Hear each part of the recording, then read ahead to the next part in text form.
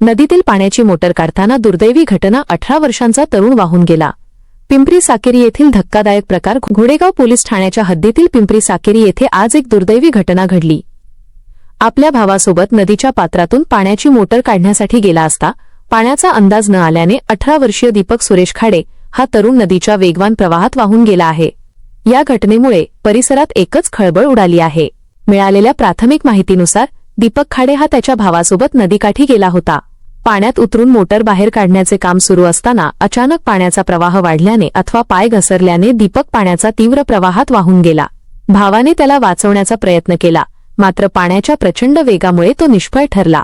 घटनेची माहिती मिळताच घोडेगाव पोलीस ठाण्याचे सहाय्यक पोलीस निरीक्षक एपीआय सागर पवार यांच्या मार्गदर्शनाखाली पोलिसांचे विशेष पथक तातडीने घटनास्थळाकडे रवाना झाले आहे। घटनेचे गांभीर्य ओळखून आणि नदीचा प्रवाह वेगवान असल्याने दीपकचा शोध घेण्यासाठी स्थानिक पातळीवर प्रयत्नांबरोबरच आपत्कालीन यंत्रणांची मदत घेण्यात येत आहे।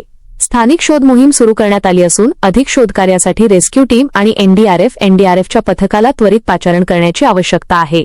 त्यादृष्टीने वरिष्ठ पातळीवर संपर्क साधण्यात आला आहे, अशी माहिती सहाय्यक पोलीस निरीक्षक सागर पवार यांनी दिली आहे। घटनेची माहिती वाऱ्यासारखी पसरताच पिंपरी साकेरीसह परिसरातील नागरिकांनी नदीकाठी मोठी गर्दी केली आहे। स्थानिक ग्रामस्थ आणि पोलीस सध्या नदीपात्राच्या काठोकाठ शोध घेत आहेत।